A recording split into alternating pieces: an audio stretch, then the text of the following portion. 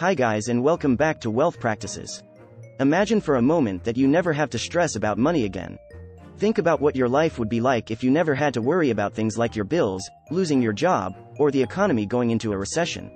Think about what it would be like to have work optional status for the rest of your life because you have enough money saved up and enough income coming in on its own that you may choose to work whenever you want or not at all if you so chose. That's what we call financial independence. From what I've gathered up to this point, this tutorial will walk you through the process of accomplishing it on your own, step by step. You can begin reading from the beginning, or you can skip forward to the area that interests you. How to achieve financial independence. A step-by-step guide.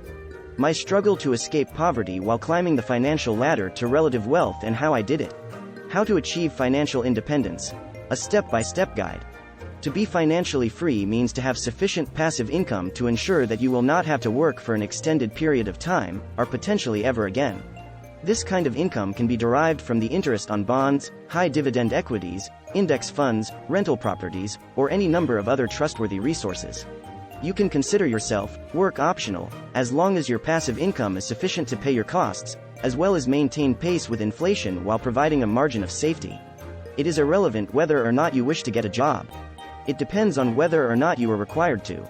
The extent to which one is free financially mirrors, to a certain extent, the extent to which one is free in other spheres of life as well.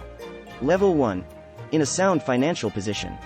A significant number of people survive from paycheck to paycheck, carry credit card debt, and are, in essence, constantly only one wrong move away from utter financial devastation.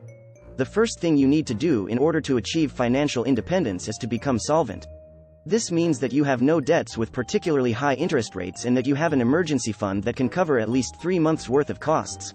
A significant number of accountable individuals choose to remain at this level rather than progressing to greater levels of freedom. People who have achieved this level of success have their lives in order, but they typically still deal with some level of financial stress and have not set aside a considerable amount of money for retirement. A loss of employment would be catastrophic, as would incurring significant unanticipated costs. Level 2. In a sound financial position. The following stage is reached when you have around 6 to 12 months worth of savings put away, in addition to a growing retirement hoard in a 401k or other type of retirement account. You may still owe money from student loans, but the interest rate on whatever debt you carry is rather low. A job loss at this point would be a moderate problem for you, and you would have to begin depleting your net worth in order to make ends meet until you found another work. Independence from one's financial situation. Level 3. At this point, you are in a somewhat liberated state and a location that offers a high level of comfort. You are no longer dependent on a specific employment or source of active money. Essentially, you are independent. You have several decades' worth of cash tucked away, in addition to a sizable nest egg for your retirement. If you really wanted to, you could go 10 years without working. In point of fact, it's entirely possible that you have more than one source of income, such as a full-time job and a part-time gig, respectively. If you were to lose your primary source of income, such as a job, you might not even see a decline in your net worth. If you were to reduce your expenses sufficiently, other sources of income in the household might still be able to meet your day-to-day requirements. At this point, whatever debt you carry is solely for the purpose of making an investment, such as a mortgage. Level 4. Completely independent from a financial standpoint. The final step, at which point you can decide whether or not you ever want to work again. Your investment portfolio is substantial enough that a mere 3% of it might provide for your fundamental yearly costs in perpetuity. Table of passive income for financial independence.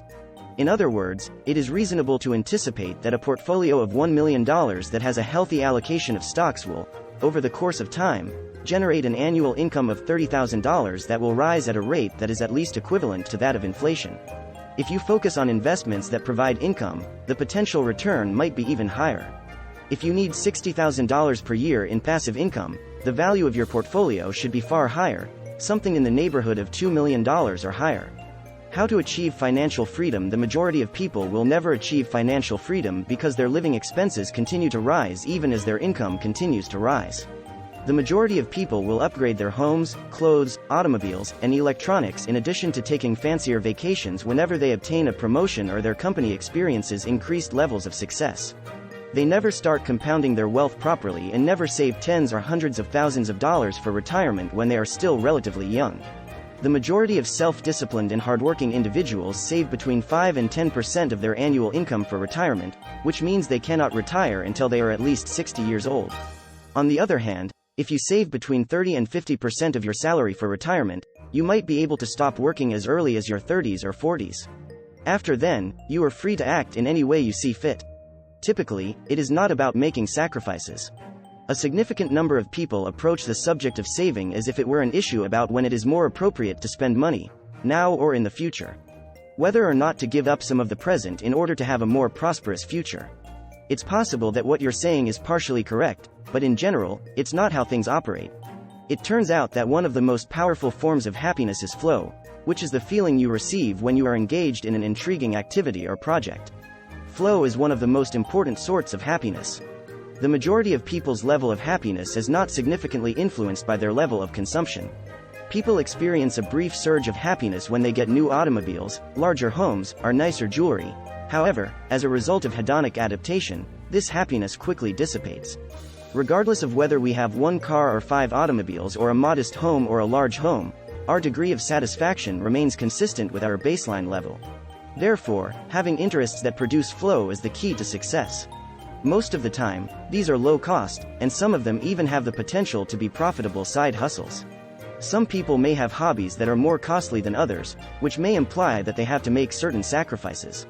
In most cases, gaining financial independence does not require one to engage in tedious or painful activities.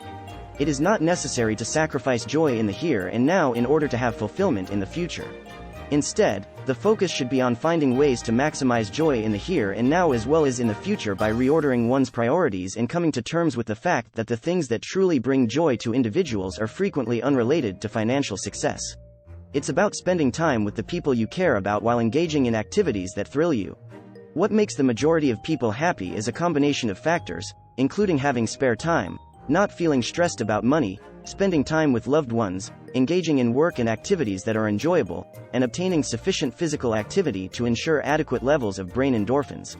Now, this is a different situation for people who actually fall under the category of being impoverished. Those individuals are unable to reduce their spending to the point where they can save money since there is a minimum level of expenses required to maintain one's standard of living. Increasing their income, whether through furthering their education or venturing out into the world and seizing opportunities on their own, is the most productive thing they can focus on. However, the majority of people who fall into the middle class have the ability to save significantly more than they now do. We hope you found this video useful. Please subscribe and like this video. See you in the next one.